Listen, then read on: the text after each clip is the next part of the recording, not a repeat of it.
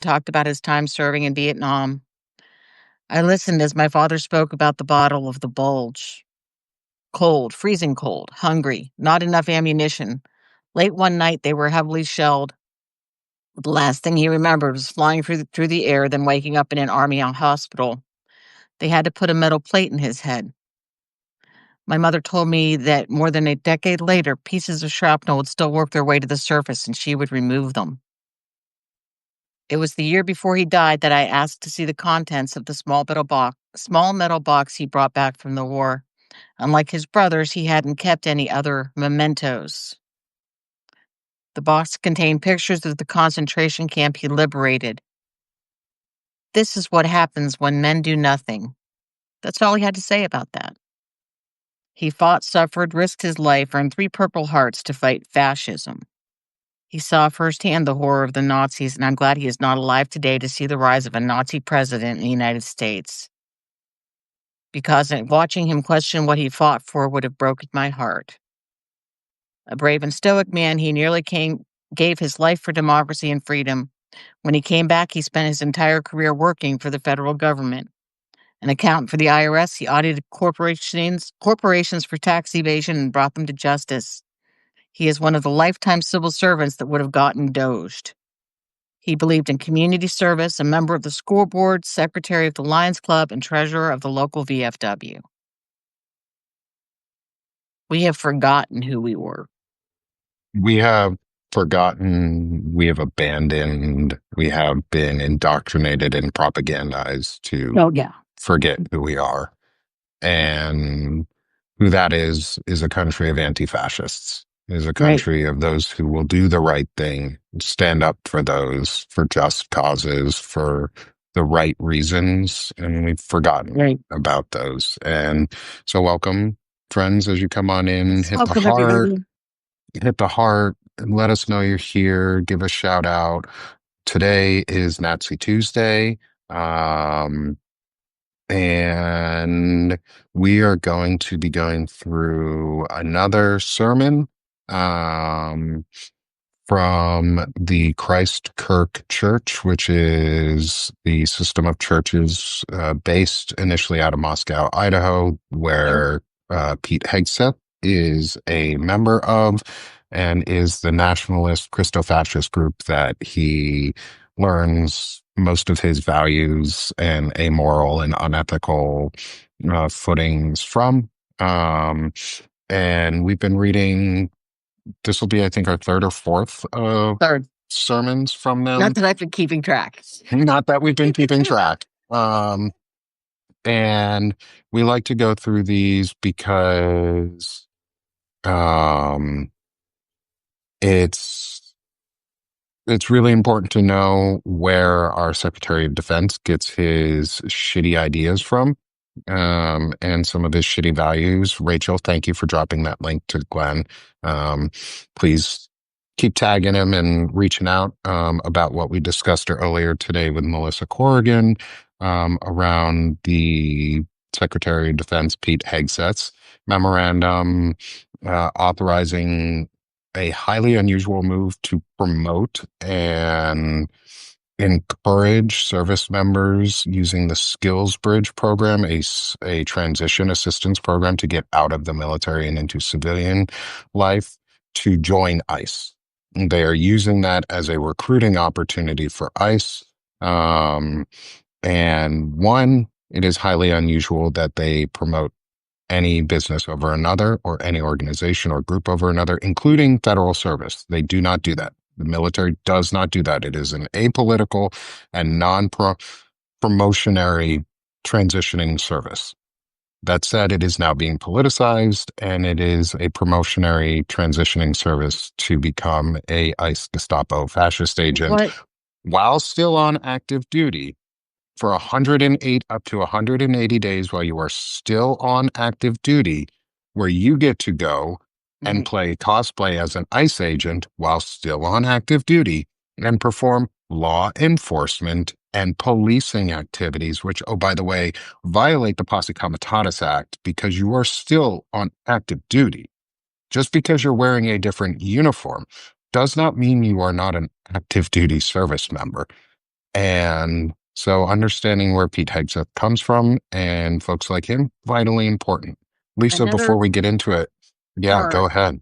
of that bothers me, um, we have seen in the past decades a change in how how local policing is done. And part of that is because people trained for policing in the military are taught to police against insurgencies. They are taught to assume everybody is their enemy in their policing. Taking these people and putting them directly into ICE is frightening for me Yeah, because there is so much that you shouldn't be treating a normal citizen like. They are not correct. the enemy. This is very alarming. It really is. Yeah, this is of the actions that they've done so far. This is probably the most alarming of them because they did it quietly. Right. Um, there does the This was done before the meeting of loyalty that Hegseth just had at Quantico last week or the week Right. before. Um, so this comes before that, which means either the generals do not know the full, or leadership and chain of commands do not know the full extent at to which these service members would be used, or they're just not caring. Right. And they do know, and they authorized it anyway, which is, in my opinion, a violation of the Posse Comitatus Act. You Mhm. are acting as a policing and or civilian law enforcement while still on your contract to as a federal armed services member, which is against the law in that Unless respect, they because you have cannot do them doing policing. support work only. They don't, because the flyers about it are pretty open on what they want. Are they It's as also bad as the pretty apparent. ads? Oh, it's very apparent who they're promoting to. It's all about the white nationalist, white man view. And like I said to Melissa Corrigan, I'm surprised they have not yet put out their Protect the Fatherland yet as part of our um, It's getting DHS there. promotional, but we're about to be there. Pam Bondi has said a few fatherland things recently, actually, that made Yeah, me go, "Whoa, what? yeah, Fatherland? What?" yeah. Yeah, that's straight out of Nazi playbook. If Right. they didn't need any more straight out of Nazi playbook, anyway. But all of that to be said is why we're talking about this is because Pete Hegseth, and it's his church that has, in no small part, driven a lot of his views and a lot of his approaches to the world, and is also now open in DC Mhm. They've opened a to be branch there. they opened a branch there because so many white nationalists and white supremacists Have moved to DC and have needed become a part of the place to worship. administration.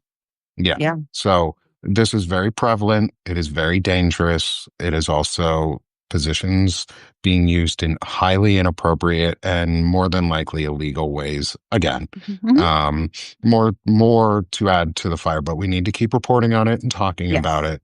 Um, and so one of those is to talk about the sermons from Pete Hegseth's church.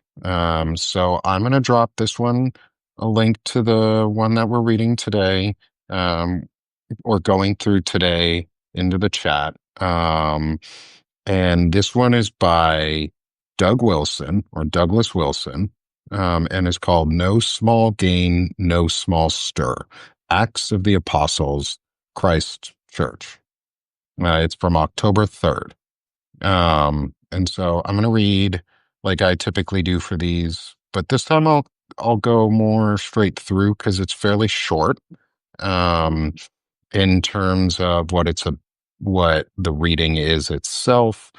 Um, but as I titled uh, the show, it's about the economics of grace, and I wanted to bring this one up because of the economics piece of it, and the decisions and how they view things in an economic way rather than a faith way, or in a system of faith and belief. It's a system of currency, um, and how that sort of bleeds really, really heavily into our capitalistic society, um, and where they've meshed together to create this disgusting neo-national conservative bullshit. And Lisa's got her mouth wide open, which means she just saw something she did not like. Well, I Googled Doug Wilson because he sends me through serious spiraling on X at times. And when I Googled it, Baptist News Global came up with this headline from October 2nd, which I hadn't seen yet. The bizarre story of Doug Wilson attempting to buy Christianity Today. Hmm. He has $10 million cash he offered them. No one can figure out where his 10 million bucks came from. I wonder if that money came from, I don't know, illegal taking money from the tithings. Or if it came from other people supporting him to purchase it to have yet another Seven Mountains mandate better controlled. Mm, yeah, that too. You know, this is all, in the end, this is all about mandates, the Seven But Mountain yeah, mandates and that totally blew controlling. me away. I did not know about the $10 million offer of Christianity Today, which tries to be a little more centrist. And of course, people like Hegseth and Wilson don't like that. Yeah, they don't like centrism. They also don't like progressivism in any way, which is why if you really want to follow a evangelical group that's good and has good views and values, go follow the New Evangelicals Mhm. with Tim Whitaker, They're and great go if you've support been them. deconstructing. Yeah, they're an amazing group. Tim is an amazing person. Um, and he shows what Christianity and what radical Jesus following could be about, Mhm. which is, following the practices of Jesus and loving thy neighbor and caring and pulling up the weak and the helpless and the poor and giving back and serving your community. And it's not about the economics of grace for him. It's not about the economics of faith for him.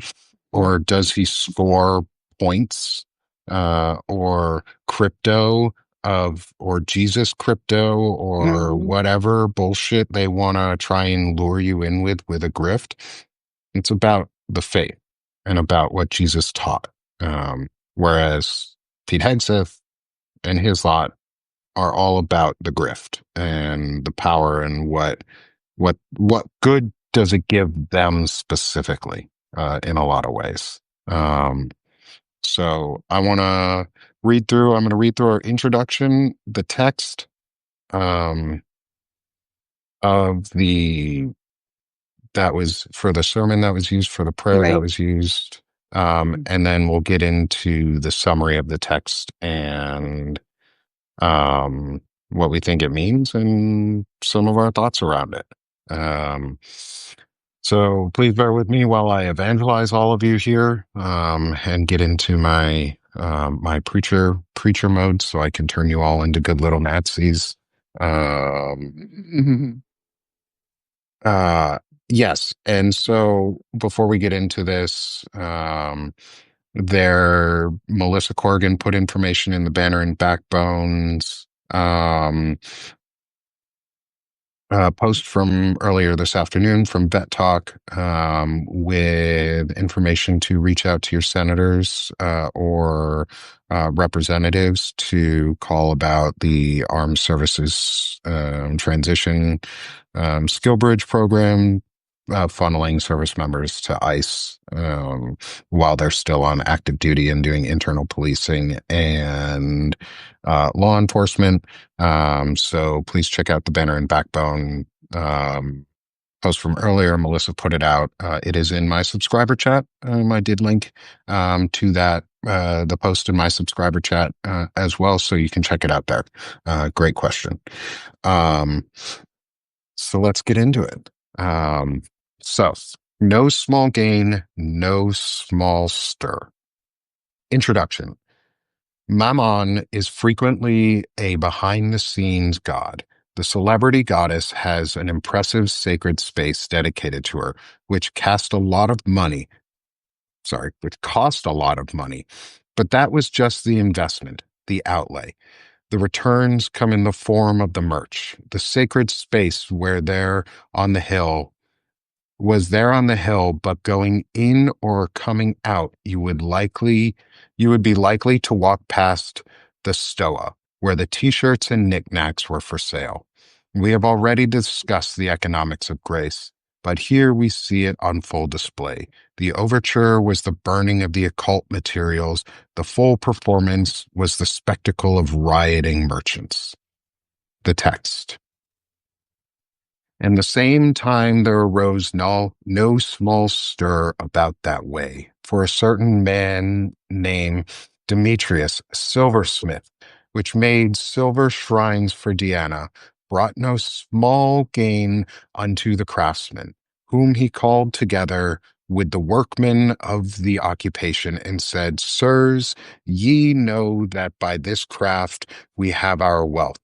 Moreover, ye see and hear that not alone at Ephesus, Ephesus, but almost throughout all Asia, this Paul hath persuaded and turned away much people, saying they be no gods, which are made with hands, so that not only this our craft is in danger to be set at naught, but also that the temple of the great goddess Diana should be despised, and her magnificence should be destroyed, whom all Asia and the world worshipeth. And when they heard these sayings, they were full of wrath and cried out, saying, Great is Diana of the Ephesians, and the whole city was filled with confusion. Acts 19:23 to 41. Mm. 1923 to 41. Yep. And so let's just maybe go right into, I guess, do you want to go into this before we go into their summary of the text? Um, I was surprised in a way that you picked this. Though it's interesting because it their hypocrisy is on full display by the end of the thing. Um, because it's the economics of grace, and I'm trying to find where that is because this doesn't really do much about the economics of grace as much as it talks about um how they how it was dealt with, and it ultimately comes down by saying this and I'm getting ahead of myself, but it talks about identifying a Christian by looking at Christ, and none of these people are behaving like Jesus. And Yeah. so it's just Yes. Yeah. And so one of the this is reasons a I very, actually, very long, very short thought is what it y- comes into to me. yeah, but this person put a lot of thought. Doug Wilson put a lot of effort into not saying very much in any of Mhm. this.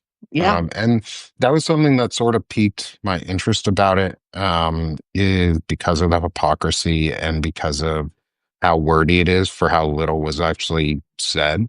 right. Um, and so the major hypocrisy in all of this, before we go anywhere, obviously, as most of you would have guessed at this point, is the fact that they're talking about greed and like wealth and power and the praying to the gods of wealth and power and mercantile and merchants basically, and trade was It it seen. it looks like the big problem is that the people who were making silver idols of Diana weren't making as much money, and they were upset about it, and it started a riot because they were worried that if they couldn't keep making Diana idols, they wouldn't be rich anymore. And Which, I mean, the whole, apparently she was the goddess of the city of Ephesus. And one of the big things that a lot of Christians talk about is giving away wealth and like tithing and not having wealth. Yet here we Especially they are. try to figure out how little wealth they can get away with giving. Yeah. If How you really little want to wealth know. can they get away giving away? Um, It's and funny.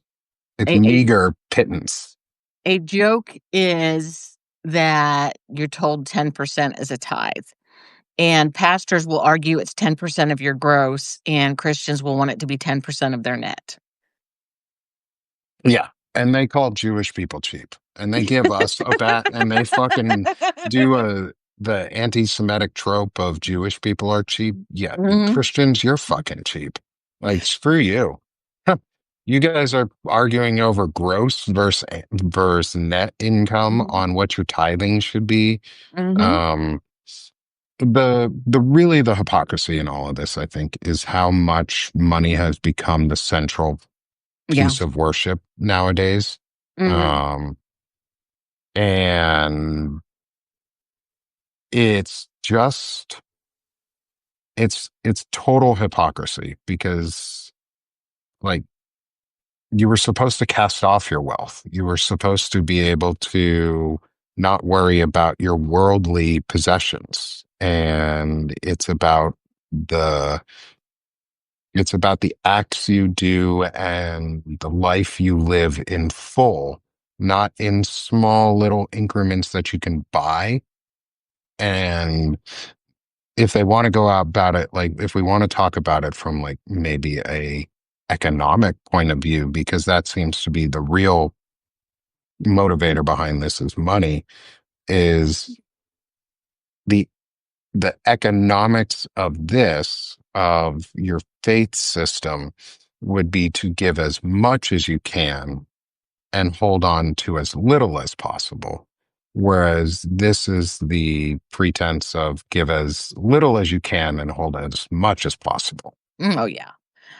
Someone brought up that mammon is a masculine singular in Aramaic, and Oh, there memon is um is the first word in it in the introduction is memon is frequently a behind the scenes god. yeah, and see, there's this thing that says that I believe Jesus said that you cannot serve God and mammon. You cannot serve the acquisition of wealth and God. And so Right. it's interesting that he takes mammon and turns it into the goddess Diana, who's female. Yeah. Is Yeah. it? It's interesting how it's again, it's also a little bit subtle in this way though, is referencing it from that way and putting the onus then saying it almost as Deanna is a bad thing Mhm. is putting more burden on a woman Well, for what would traditionally be a masculine title or yeah, a masculine god. it's a Roman goddess. It's not, Yeah. not Yeah. a real So woman per se, but yes, but still right, it's some not way to connected blame in a any woman way. somehow. They're just Somehow you got to connecting blame a it. woman. Yeah, they're just connecting it because they can. Yes, just because they Because can. and they will pastors will make you uncomfortable believing that you can read the Bible. They will make you absolutely convinced you can't understand it, which is then a good way to use it to control you. Yeah. So, Yeah. So let's get into the summary of the text yep. from their side, um, and where it leads us, because some of the final pieces in this Mhm. were really what caught my attention in Mine too. how they talk about themselves, but in comparison to other people, um, and the othering that they do to do it. And this is also where the economics part, if people catch my drift on where I might be going with some of the othering, is it's about economics and money and comparing Always. to other Abrahamic faiths specifically about economics and money. Anyway, as I give you all a nice little foreshadowing. So summary of the text. Luke states it mildly. The riot was not tiny. A silversmith named Demetrius was a maker of very profitable silver shrines for Diana, or Artemis. Luke is mild again. No small gain. He called a meeting of his fellow tradesmen and told them that their craft was their worth. He drew their attention to the impact that Paul had had both in Ephesus. Ephesus. I was always told it was Ephesus. It's part of modern day Ephesus. Turkey. Oh, Ephesus, thank you. And throughout Asia.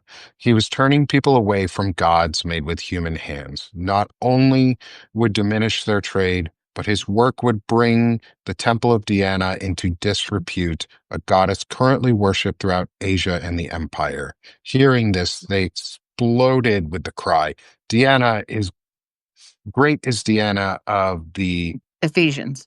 Ephesians. The city was thrown into confusion, and they seized two of Paul's traveling companions, Gaius and Aristarchus. Aris- Aristarchus. Aristarchus, and rushed with one accord into the theater.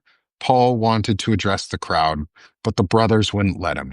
Reinforcements to his good sense were brought by Looks like Asiarchs. Asiarchs, city officials who were friends with Paul.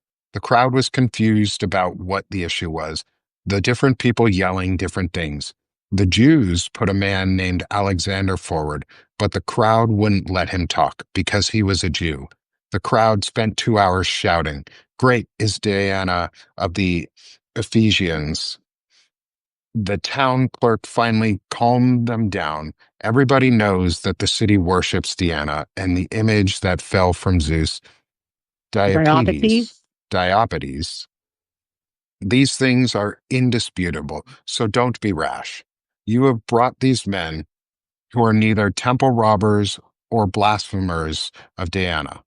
If Demetrius and friends have a case, let them bring it in an orderly way.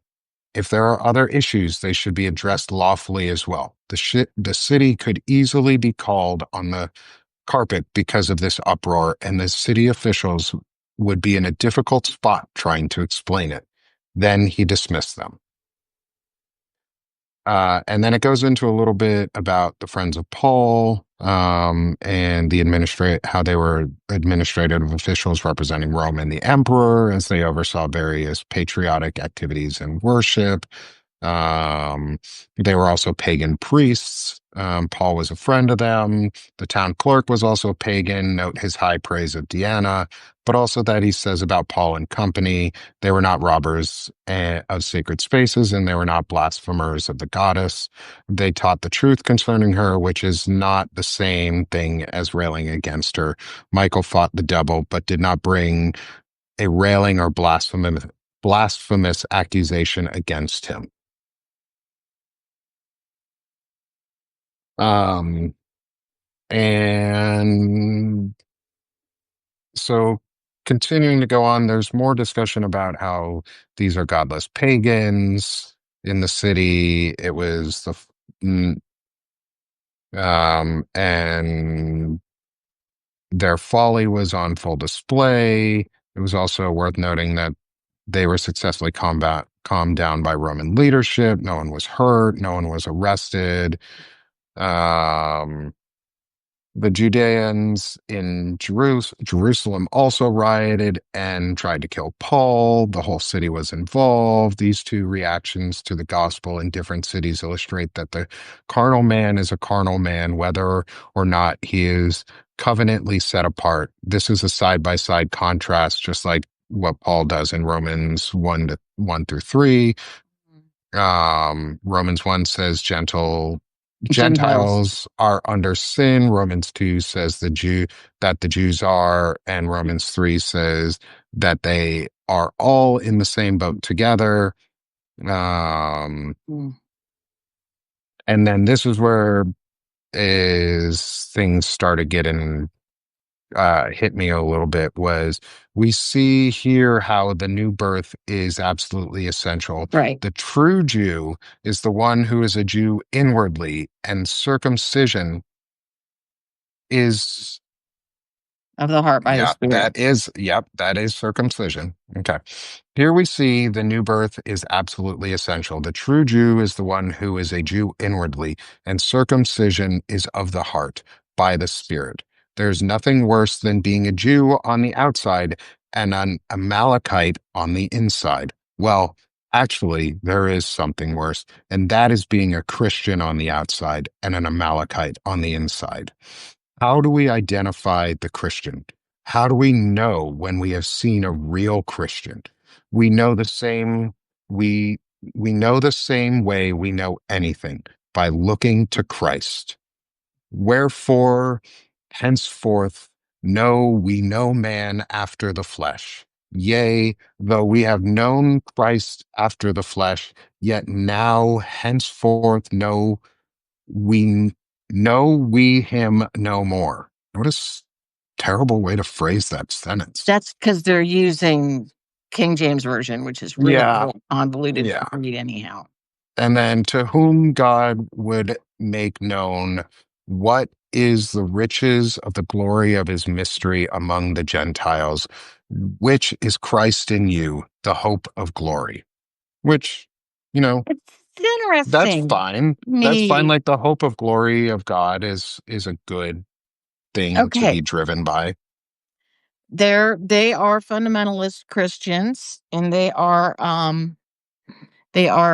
people who believe in making a actual commitment to Christianity. That's why they're talking about the new birth. They're talking about saying, I want to believe in Jesus and doing the whole sinner's prayer and the baptism and everything else. What's fascinating to me is they don't actually tell you what Jesus should look like. And part of me, unfortunately, has gotten jaded enough that I think they do that on purpose. Mhm. Because if they were to list what Jesus looks like, they would immediately make it obvious that we are not behaving like a Christian country, for starters. Yeah, We are because not doing anything that Jesus said to do. someone who looks like Jesus is someone who is poor. Someone who Correct? looks like Jesus is a Brown. sex worker, is brown, is downtrodden, is sick, is injured, is looks care kind of is like me with just really with terrible. darker skin. Yeah. Like, The sad thing about what has happened in the marrying of quote unquote Christianity and empire in this instance is that we have, of course, lost all track of who Jesus was supposed to be. And we have by the same measure, we have actually driven away most of our children from Christianity because our children look at what Christianity is currently being demonstrated as, which attacks the poor, the downtrodden, the different. It creates, everybody is the other that you're supposed to be attacking. And they look at that and they go, "Well, that doesn't look like what I would want to do as a religion. This looks really horrifying." And they go, "I don't want to be a hateful person. I'm not going to do this." yeah, And they all, I mean, when I was a Sunday school teacher back in like 2007, 2008, all of my kids were leaving. They didn't believe anymore. They're like, "I can't believe that you would tell somebody that they're going to burn in hell because they were born gay and fell in love with somebody that they're attracted to." They said, "How in the world is that rational, giving, loving, forgiving? How's that any of those things?" And so and this was a very co-opted, planned thing. Um I found this book. I got it ages ago. What's frightening is this book is from 2006. mhm, Okay. And the author, Robin Myers, he is well known Oklahoma City pastor, actually. mm, And one lovely. of the first Us churches. Oklahoma in the South, giving off some great vibes for everybody Isn't it else, our crazy? neighbors in Oklahoma. Um, but anyhow, it's interesting because I've been rereading it again. Uh we have a right to judge our presidents by how they respond to tragedy. It became painfully obvious as he vacationed in Texas, Bush was simply oblivious to what was happening. He's talking about Katrina. I don't believe, as some people do, that he was motivated by malice. He just didn't have a clue. On the way back to Washington, he flew over the Gulf region in Air Force One and gazed down from the window in air conditioned comfort for what would have become a regrettable photo op. Here was the president looking presidential as he soared above the chaos and suffering below. Then he said, "It's devastating. It's got to be doubly devastating on the ground." That's where he should have been. The weakest of the weak were perishing, and the strongest of the strong did shamefully little. Perhaps he thought it was magnanimous simply to open the purse strings of the federal government after the fact. But what people needed was to see their president with his sleeves rolled up handing out food, not to be politically correct because the Bible ethic is deeper than quid pro quo. The Christian ethic is one of consequence. We love because we have already been loved. While we were yet abjectly weak, as Ernest Campbell put it, we were lifted out of our weakness and are now obligated to lift others out of theirs. And what happens is I always thought when I listened to all of these sermons telling me to be a white Christian nationalist, that if we actually lived like Jesus, we would have like the most vibrant religion there could be. Yeah. Because Yeah, that's the nobody's going to get hypocrisy mad of at it. people living like Jesus. It's No. uplifting, it's encouraging, it's loving, it's serving. No one will argue with that. But when Yeah. you turn it into a religion of control and a religion of making people, another place he said something was really amusing to me. He said that most people who adapt authoritarianism do so because they are struggling with some dark secret of their own. And having these rigid rules to enforce on everyone else makes them feel less guilty about their own behavior. He pretty much said what all of us have observed. All of the right Christian nationalists tend to be pedophiles. They they Mhm. they tend to be victimizers of other people. They're abusers, Yeah. by on average. Like historically speaking, present day speaking, they're abusers. They're, like you said, they're pedophiles. They're womanizers. They're hurtful human beings, and Mhm. they are power hungry, small men more Mhm. often than not who are using their position in terrible ways, and they're just abusing their power structure. Yeah. Um, and what's the funny thing to me, it's not funny, but it's, you know, Ironic. ironic funny, is the way that they talk about the Amalekite, Mhm. and that there's nothing worse than being a Jew on the outside and an Amalekite on the inside. Mhm. But then he specifically says right after, well, actually, there is something worse, and that's being a Christian on the outside and an Amalekite on the inside. Well, He doesn't even he doesn't describe an Amalekite define, for anybody, yeah, he doesn't which really define an Amalekite, which, just for people's references, they are an ancient nomadic desert people right, mentioned in the Old Testament as correct. enemies of Israel, descending from Esau, and known for their attacks on the Esau. Israelites during their exodus from Egypt. God condemned them for their cruelty, and King Saul was commanded to destroy them completely for their continued opposition. That said, the historical existence of the Amalekites is not confirmed. It is debated whether they are real or not, and that So were they they don't just believe a Esau was, mythical mm, huh, I mean, maybe, probably, could not be. Um, but you know the story and of Esau, right? I know parts of it. I Um, believe it was Isaac and Esau, wasn't it? Is that the name of the other one? What was the name of the brother of oh, Esau? I think so. Because what happened is Yes, Esau, I believe, was the older brother, and the younger brother preferred staying at home with mom, and the older brother was hairy and went out hunting and everything. And the father was it dying, was and Jacob and Esau, or Esau, Esau, Jacob and Esau, Esau. and um, Esau was going to get his birthright, and Jacob and his mother conspired to steal Esau's birthright from him. And that's why there's the whole dislike of the Amalekites against because Esau stole the blessing of Jacob. Yeah. And so Or Jacob stole the blessing of Esau, I mean. part of it too is it's a possible mythical representation of negative sentiments towards people within the same group. So tribal divisions, early Israeli division or Israelite groups forming, and different people trying to vow for or vie for positions of power and control within the small groups that were traveling through the desert, and escaping from Egypt. Whether that historical event fully happened is still also kind of debatable in places.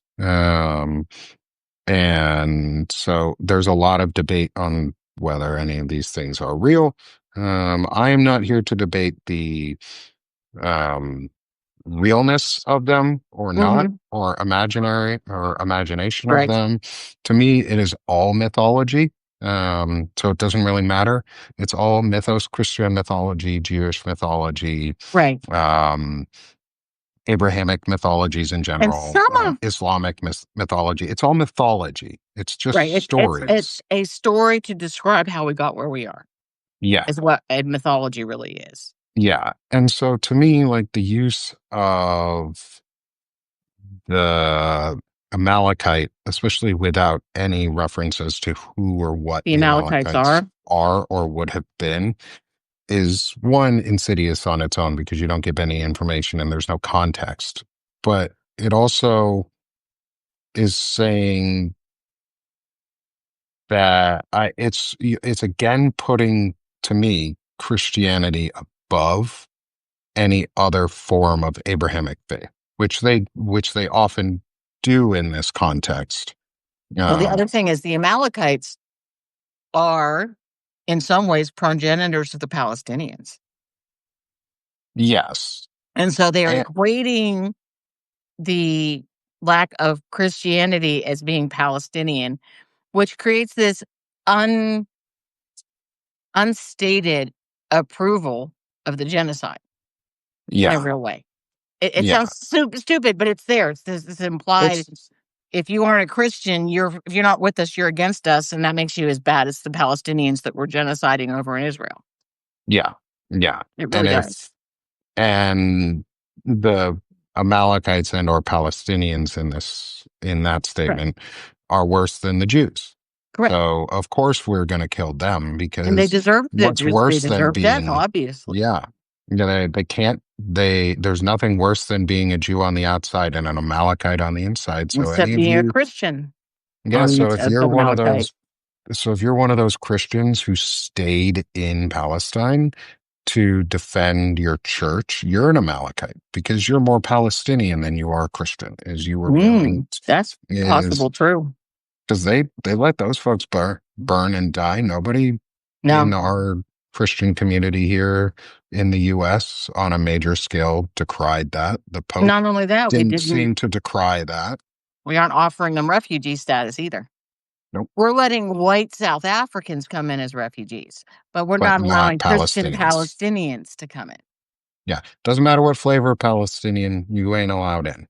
Nope, You're you're an a Amalekite. Palestinian, you're an Amalekite. Yeah. Um, which is, funny because in the aha, you suck kind of way of they're the Amalekites, is Christian nationalists are Oh, yeah. would be more akin to an Amalekite than anyone else because they have perverted the faith. They They have have. corrupted the system. They are attacking us from White behind. white They're Christian attacking the nationalism is Jews a from heresy. behind. Oh, Hmm. yeah. It's a heresy in so many ways. And it was originally, I mean, I finally figured out, I finally reread a name I hadn't seen in a long time, and it goes back farther than the Heritage Foundation. It's a precursor to it, and that was the John Birch Society. And they came before Heritage Foundation. They actually, they're the Koch brothers were members of that organization before they started the Heritage Foundation. It's a direct offshoot from the John Birch Foundation. And I found like I saw that in here too because it was a lot more obvious, 20 years ago. It's kind of faded now with the Heritage Foundation and so forth, having had so much more input. But Yeah. yeah, the And John Birch Foundation and they came in, I believe, in like the 50s. And they actually came from another group that was against the New Deal. The wealthy have been against the New Deal since the day it started, and they've just been looking for ways to create power for themselves to get rid of it. And they're almost there. They really are. I mean, they mhm, are talking now about cutting Social Security disability and making it harder to get for older people. And so we're talking about people who have held a grudge since the 1930s and 40s and have wanted to take their power back that long, and they have been working that long for this. mhm, It's it's a very long hatred they have for everyone else. yeah. Yes, they're And gonna so, raise it from 55 to 62 and force people who are disabled as older people to go through appeals and appeals and finally take a 30% cut of their benefits to take early Social Security at 62 instead of them getting disability is what's in the works right now. very Christian of them. Very How Christian very of them, Christian. yes. How very Christian of you to To uplift the make poor and the needy so vibrantly with your views.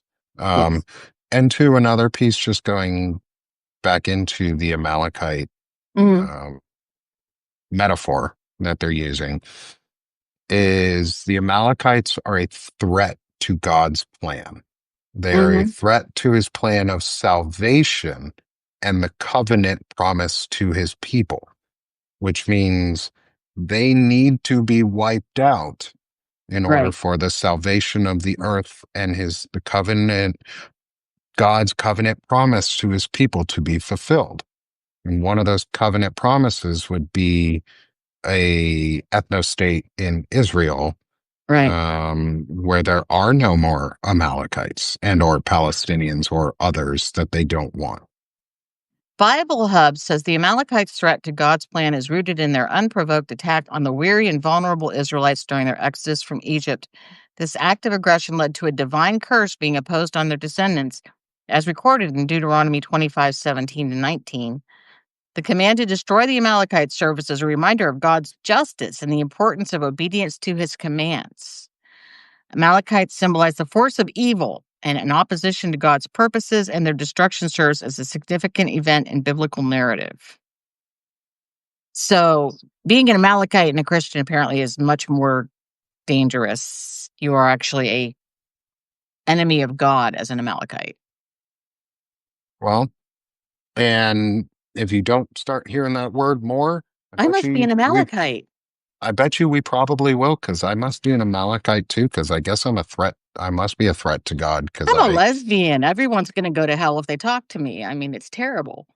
I mean, I'm a progressive Jew who thinks that it's wrong to slaughter innocent people in Palestine. And I like to um, I like to make sure and uplift my neighbors and their families and my friends and all those around me. Yeah.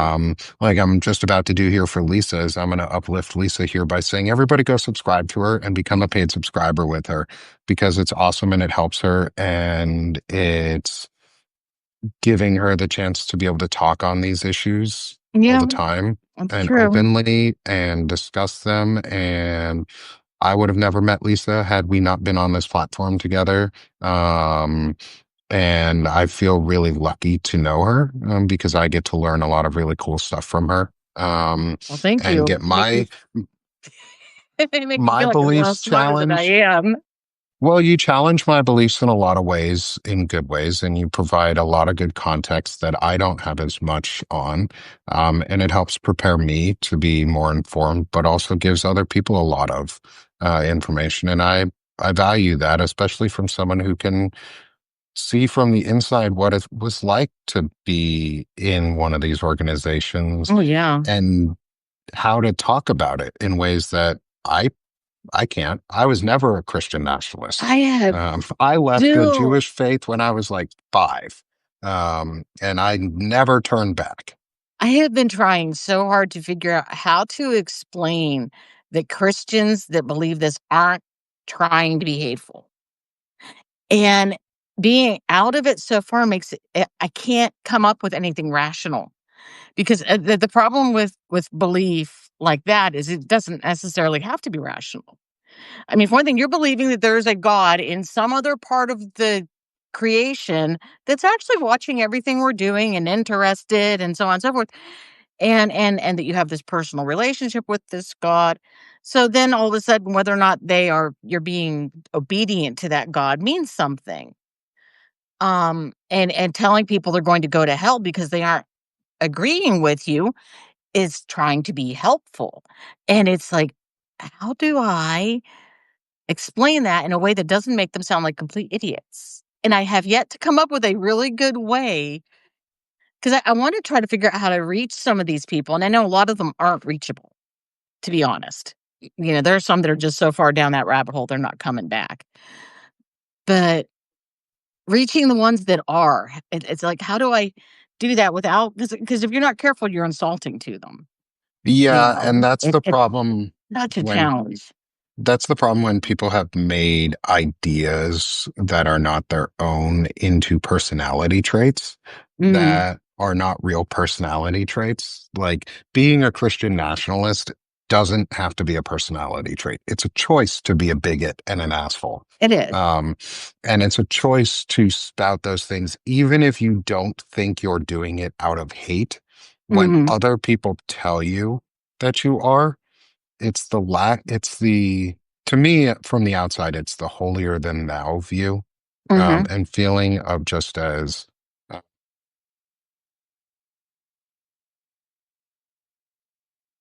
I like you said, is they're not coming at it from hate, but from the outside, it's very condescending.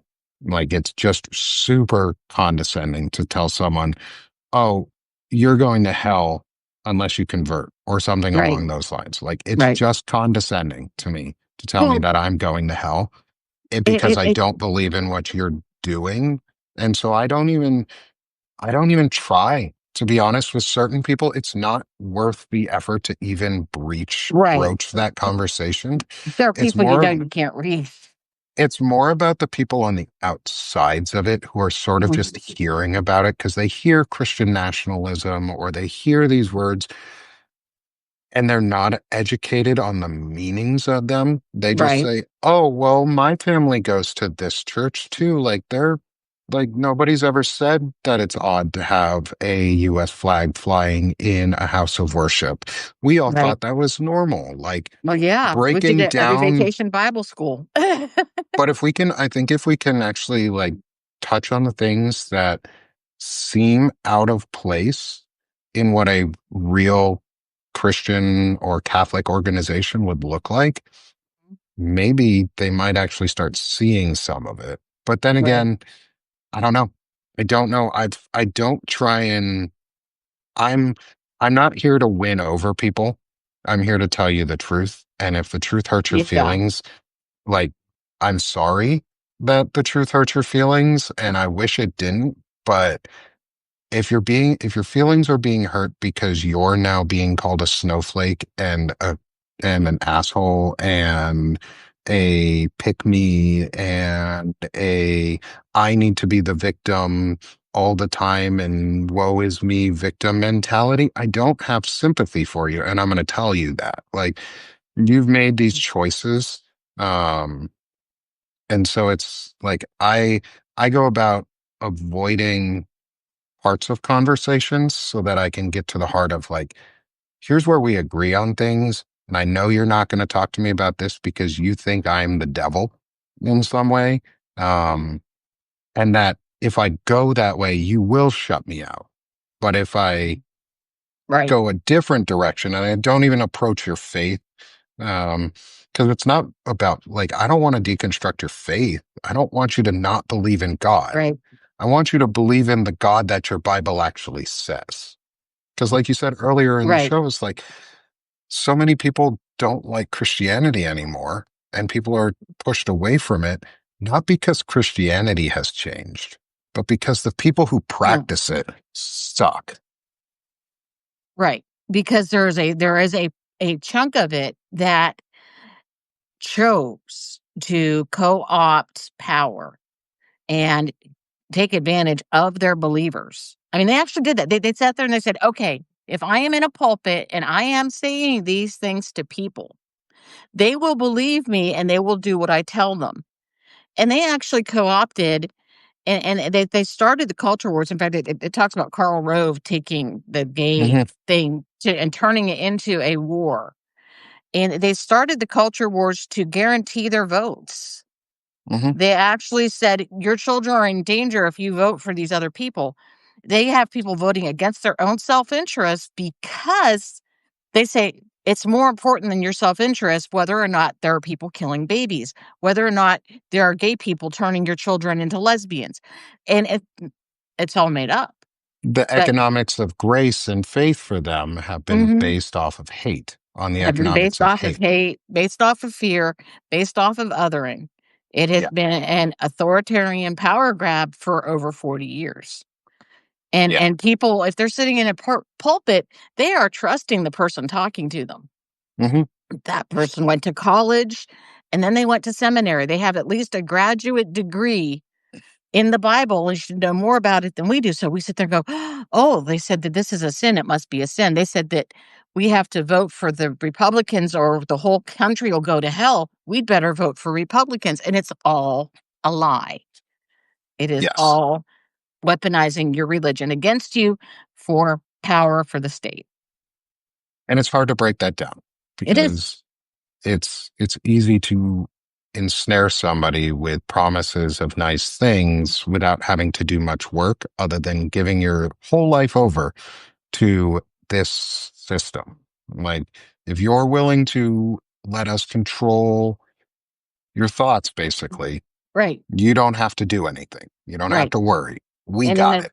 We got you, authoritarian bro. system gives you this black and white box that you have to live in, and it kinda makes life easier because you don't have to think for yourself anymore, but it also Yep. makes it harder because you end up being led completely down the primrose path, and there's nothing there that's real.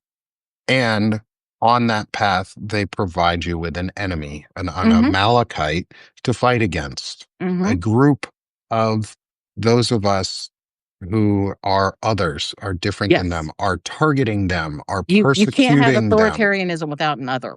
No. They And they need at least a 1% to yep. And they have chosen their others very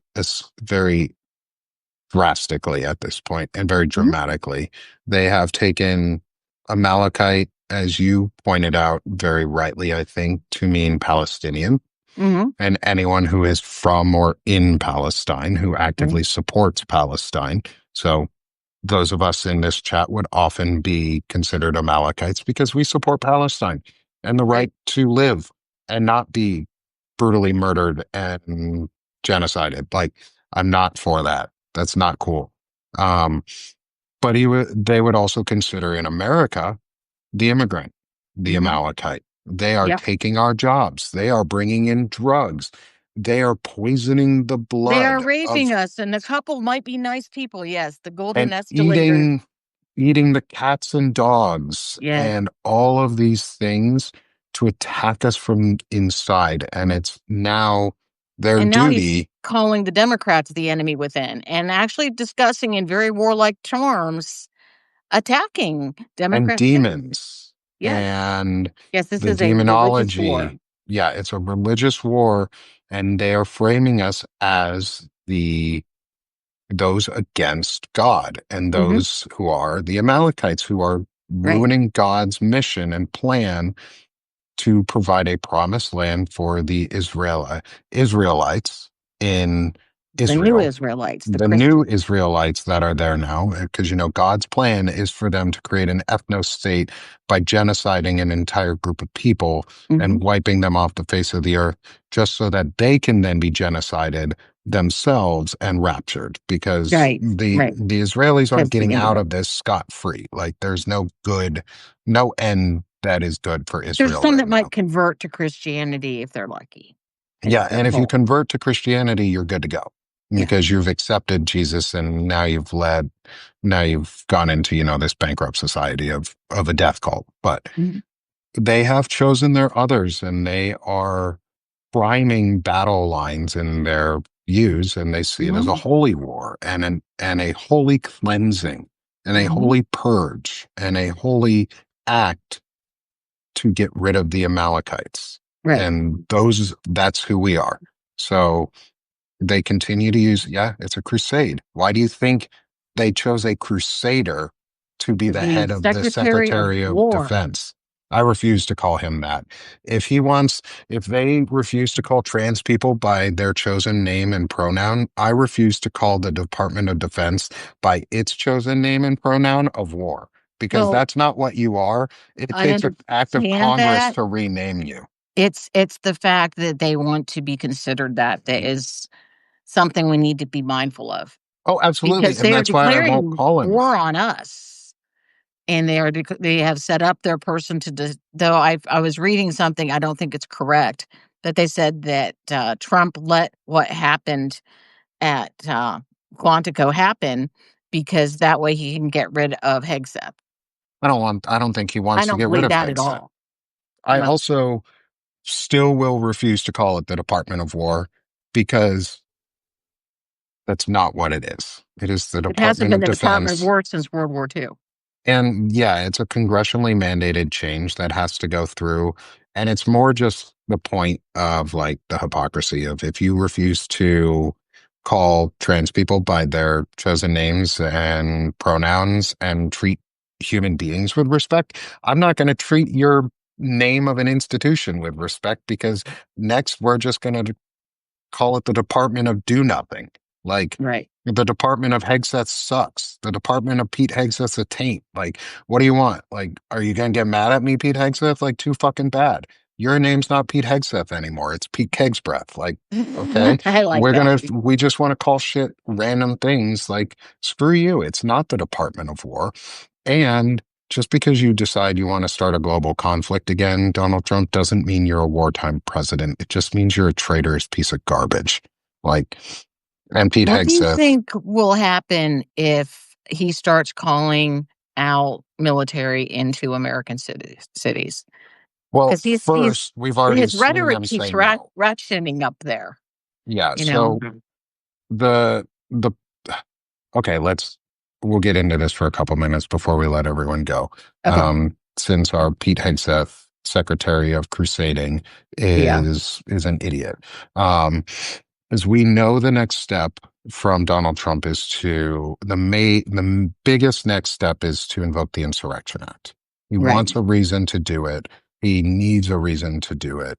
The only reason they won't is because people aren't fighting back in violent ways because Americans are showing a level of restraint, which is amazing and great to Yeah. see. Because peacefully and patriotically is the way that we win this. Is we do not win this by bloodshed. That is not what we advocate for. That is what Pete Hegseth wants.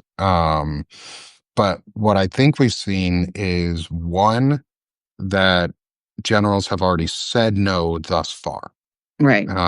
because the reporting is coming out that came out that they wanted to send the 82nd Airborne into Portland, and the generals said no, we're not doing Thank that. goodness. And they have the right to say, yeah, no, we're not deploying our troops there. You need to invoke the Posse Comitatus Act. You need to invoke the Insurrection Act before we're willing to even consider that. The generals still have the final say on the troop movement because they can override Pete Hegseth for a long time. Okay. They can do a lot to slow things down. That said, that is federal troops, and that's Right. generals on the federal side. We are seeing a very, very high proclivity for red state governors to Hmm. be willing to send their troops Their into National blue Guards. states, Yeah. National Guardsmen. They're Missouri's going had their to, National Guard active for quite a while now, willing to see where we're going to put it. Texas is sending their National Guard, or reports are they're going to try and send their National Guard into To Chicago Portland. Oh, Chicago. against the will of I think it's Governor Chicago, against the will of the governor. Pritzker. And if it's not, it's still against the will of the governor in Oregon too. And Like Portland has ruling by a judge there that they can't send anybody there. that is for all states. That ruling was not just for that ruling, as far as I read, was that no state can just come in and send troops. Like Hmm. you can't just start sending troops going one state after the next until it's not like a fucking game of pick me where you go down the list of all the blue states until you get to a red one that says, yeah, I'll do it. Let me invade somebody else. Like we have laws against that. And the judicial branch is showing that it's willing to hold. And the military thus far is still willing to hold. If the Insurrection Act gets invoked, Hmm. that is, I think, where the gloves come off on who really says no and who has true courage to stand up and say, this is an unconstitutional order, and we Right. will not fire upon civilians, and we will not fire and create an unprovoked war within the U.S. on civilians who are not doing anything wrong. Hmm. But there will be those who say, yes, I'll do it. And it's going to draw it's either going to coalesce the entire military around no, we will not do this, or it will fracture the military. There is no other option. The military will not in full ownership go along with this. Right. There are members of the military from high to low that will say no, many of them. But there are also many of them, as we can see by Pete Hegseth's actions for the the service transition skill bridge program, where they are authorizing that active duty service members during their final 180 days on their federal service contracts, while they're still active duty soldiers or troops in some way, could go join ICE and do internal policing Right. and law enforcement. They are already showing that generals are willing to go along with subversive things like that, as long as it's not obvious or Hmm. it could skirt accountability in some way. And Right. so we won't, we won't know. We Right. won't There could be know a couple of until it Christian happens. nationalist generals out there and a couple of Christian nationalist I admirals and mean, so forth. Mike Flynn is a great example of a Christian Yeah, nationalist general who is that's no true. longer in, but his brother works at the Pentagon and is a Mm. general. Um, there are more than one Christian nationalist. There is definitely more than one Christian nationalist general or admiral or flag Right. officer.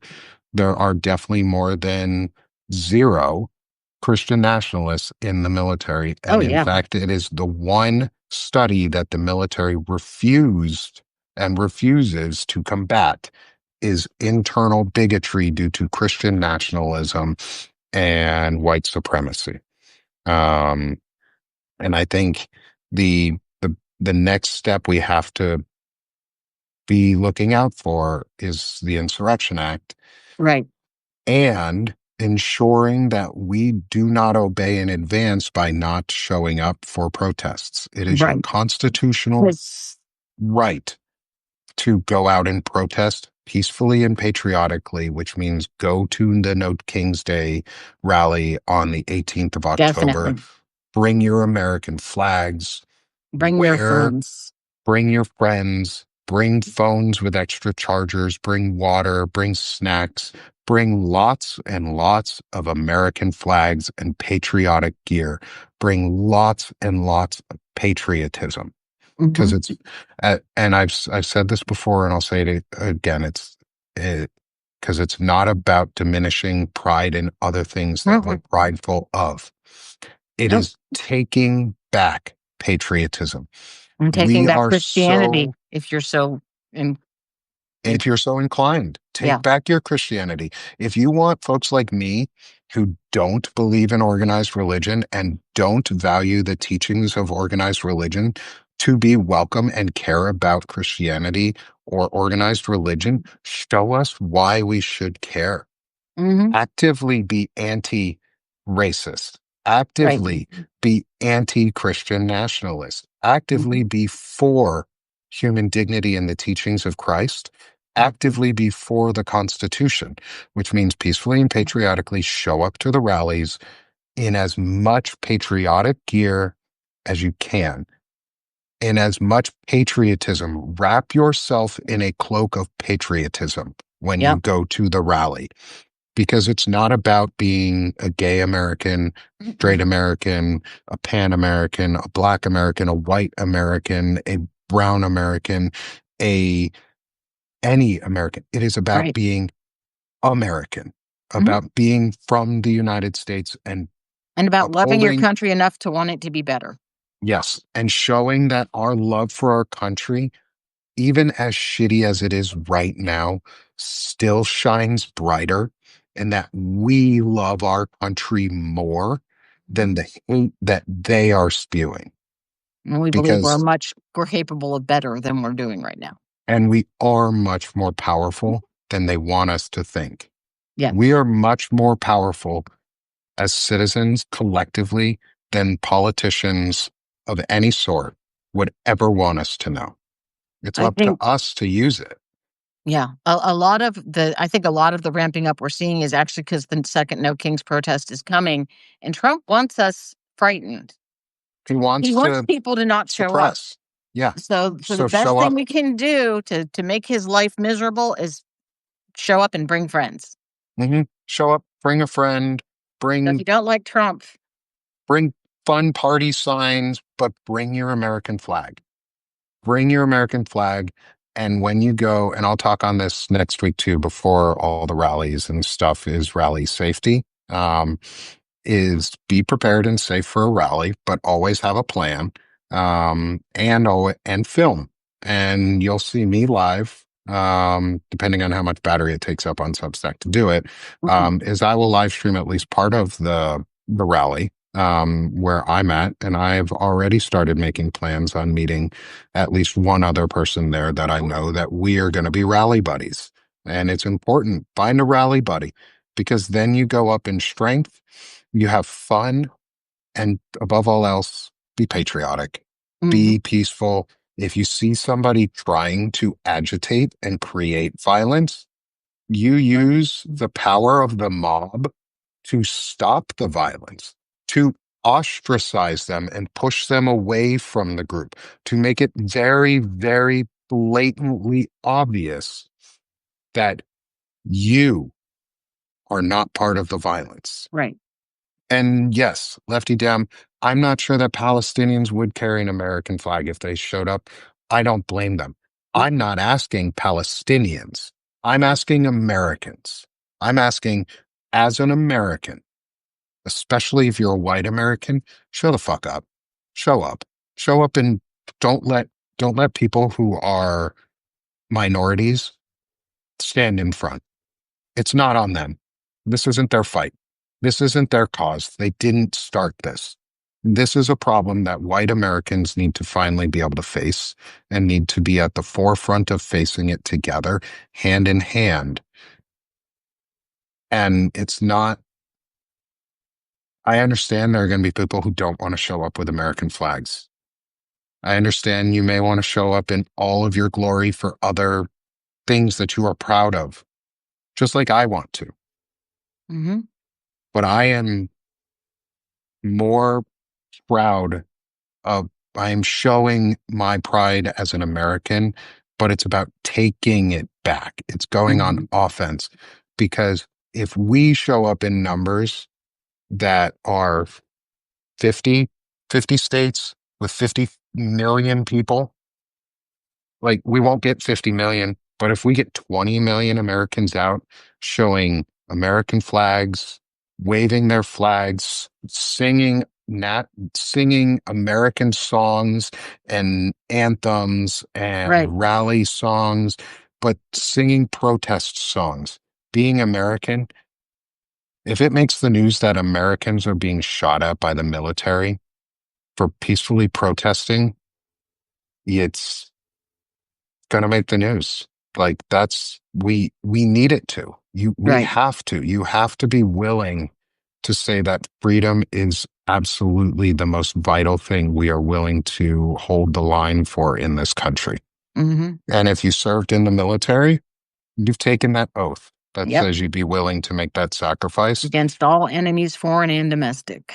And we're living through a projection of a domestic terrorist group Yep. calling us domestic terrorists. So it's Hmm. on us to encourage others around us to Peaceful be protest only. peacefully and patriotically protesting and constitutionally, Hmm. because the Constitution has the right guidelines.